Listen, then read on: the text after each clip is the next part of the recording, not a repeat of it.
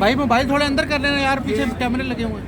14 जो कमिश्नर्स हैं जिन्होंने ये दरख्वास्त की है इलेक्शन कमीशन ऑफ पाकिस्तान में दायर, हमने अपने डेटा बैंक चेक किया है। इनमें से कोई भी इलेक्शन के दिन पीटीआई का मेंबर नहीं था। कुछ लोग मेंबर बने थे लेकिन उनको डिस्क्वालीफाई कर दिया गया, उनको नोटिस दिया गया और उसके कार्रवाई के बाद उनको टर्मिनेट कर दी गई, उनकी मेंबरशिप ख़त्म कर दी गई है और उस बात को अरसा गुजर गया है। इसलिए उनका तो इलेक्शन में हिस्सा लेने का हक ही नहीं था। दूसरी बात ये कि जो 14 के 14 लोग हैं वो ये कह रहे हैं कि हमें वोट का हक दिया जाए। अगर वो मेंबर नहीं है तो वोट नहीं कर सकते। लेकिन उसके अलावा एक और बात भी है कि हमारे इलेक्शन जो होते हैं पीटीआई के, उसमें अगर कोई दूसरी तरफ ना आए, अगर कोई दूसरा अपोजिंग कैंडिडेट ही ना हो इलेक्शन के लिए, तो फिर वोटिंग की ज़रूरत ही नहीं पड़ती, वो अनअपोज्ड होता है। तो इनका जो मौक़िफ़ है सारे के सारे पिटिशनर्स का कि हमें वोट का हक नहीं दिया गया, वो तो वैसे भी दुरुस्त नहीं है, क्योंकि वोटिंग की ज़रूरत नहीं पड़ी जब सारे अनअपोज्ड हो गए। इसके अलावा मैंने देखा कि उन्होंने जो नुकात उठाए उनमें से कोई भी ऐसा नुक्ता नहीं जो कि इलेक्शन को चैलेंज कर सके या इंट्रा पार्टी इलेक्शन जो हुए उनको किसी तरह उन पर कोई सवालिया निशान उठाया जा सके। हमारी आर्गूमेंट शुरू हुई थी लेकिन वक्त इलेक्शन कमीशन ऑफ पाकिस्तान के पास नहीं था पूरा, इसलिए उन्होंने सोमवार को बाकी रखा है। लेकिन हमने ये दिखाया अदालत को, इलेक्शन कमीशन ऑफ पाकिस्तान को हमने ये दिखाया, अदालती फैसलों के ज़रिए दिखाया और इलेक्शन एक्ट 2017 के तहत दिखाया कि जो ऑर्डर दिया था इलेक्शन कमीशन ऑफ पाकिस्तान ने हमें कि आप 20 दिन में इंट्रा पार्टी इलेक्शन कराएं, वो ऑर्डर ये था कि आप इलेक्शन कराएं। ये ऑर्डर नहीं था कि हम इलेक्शन को देख सकते हैं, उसकी वैलिडिटी देख सकते हैं, हम देख सकते हैं वो किधर हुआ, कितने लोग आए, कितने लोग नहीं आए, कौन इलेक्ट हुआ, कौन नहीं हुआ। ये बातें देखने के लिए इलेक्शन नहीं था। कानून ये कहता है कि इलेक्शन कमीशन ऑफ पाकिस्तान ने सिर्फ ये देखना है कि क्या इलेक्शन हुए कि नहीं हुए। हमने उस कानून अपनी आइन जो 2019 का आइन है पीटीआई का, उसके मुताबिक इलेक्शन कराए, बिल्कुल क्लियर कराए। उसके अंदर हमने ये भी बताया कि किस दिन इलेक्शन होंगे, ये भी बताया कि अगर किसी ने इलेक्शन लड़ना है तो नॉमिनेशन पेपर्स हासिल कर सकता है हमारे किसी भी दफ्तर से। दफ्तर खुले थे, जो इलेक्शन कमिश्नर थे हमने उनको भी अपॉइंट कर दिया, वो भी मौजूद थे, हर एक को पता था। मीडिया पे भी ये आता रहा, बल्कि जिस दिन मैंने अपनी प्रेस कॉन्फ्रेंस की थी उस दिन हमने अनाउंस भी कर दिया था कि हफ्ते के दिन इलेक्शन होंगे। सो उसके सब के बावजूद कोई नहीं आया, किसी किस्म का नॉमिनेशन पेपर लेने नहीं आया, कोई कॉल नहीं हुई, कोई लेटर नहीं लिखा गया, कोई व्हाट्सएप का मैसेज नहीं आया कि हम भी इलेक्शन में हिस्सा लेना चाहते हैं। तो जब वो एक पैनल था और एक ही कैंडिडेट था चेयरमैन के लिए, तो हमने उसके मुताबिक अनअपोज्ड इलेक्शन करा दिया। मेरी नज़र में ये इलेक्शन बिल्कुल आइन के जो 2019 का आइन है पीटीआई का उसके मुताबिक हुए और जो इलेक्शन एक्ट है उसके मुताबिक।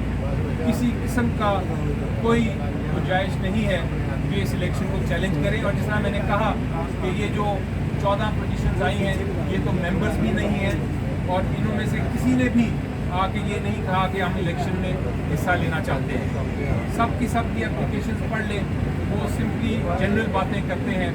वो कोई भी पैनल के ज़रिए नहीं आया, कोई भी ये नहीं कहने आया कि मैं चेयरमैन या पैनल के ज़रिए इलेक्शन लड़ना चाहता था, मुझे इलेक्शन नहीं लड़ने दिया। ये बताइएगा यूनियन काउंसिल के इलेक्शन पर यूनियन काउंसिल के इलेक्शन के लिए पीटीआई के 50 उम्मीदवार आते हैं, लोग ये कैसे मान लें कि पीटीआई के इंट्रा पार्टी इंतखाबात के लिए कोई भी नहीं आया सामने? ये मानना पड़ेगा लोगों को, क्योंकि हकीकत यही है।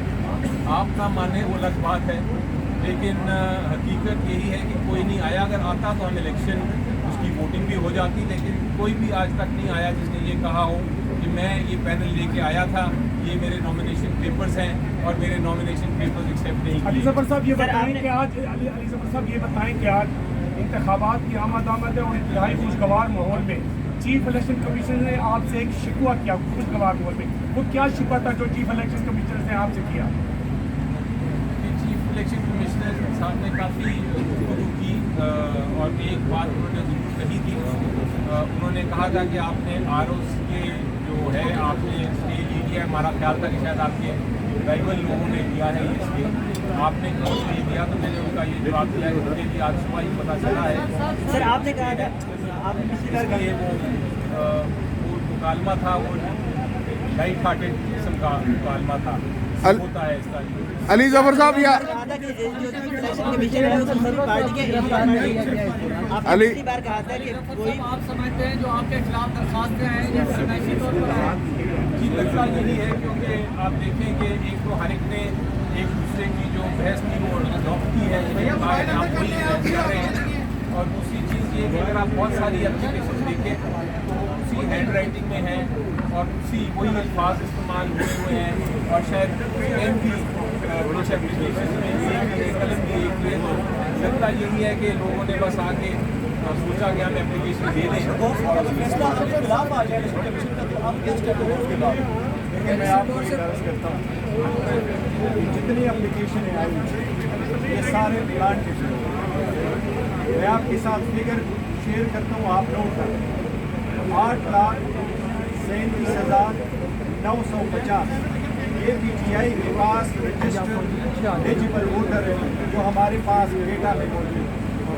मैं चीफ इलेक्शन कमिश्नर, उस डेटा का फिगर मेरे पास है, मैंने आपके साथ शेयर किया, उसका व्हाट्सएप भी आपके साथ शेयर कर इसको यार पीछे कर दिया। यार लाइव जा रहा जिस है, आप पीछे हो जाए। खान साहब ने नॉमिनेट किया पैनल, अल्हम्दुलिल्लाह इस बात की सबूत है, हमारा अनवोट होना इस बात की सबूत है।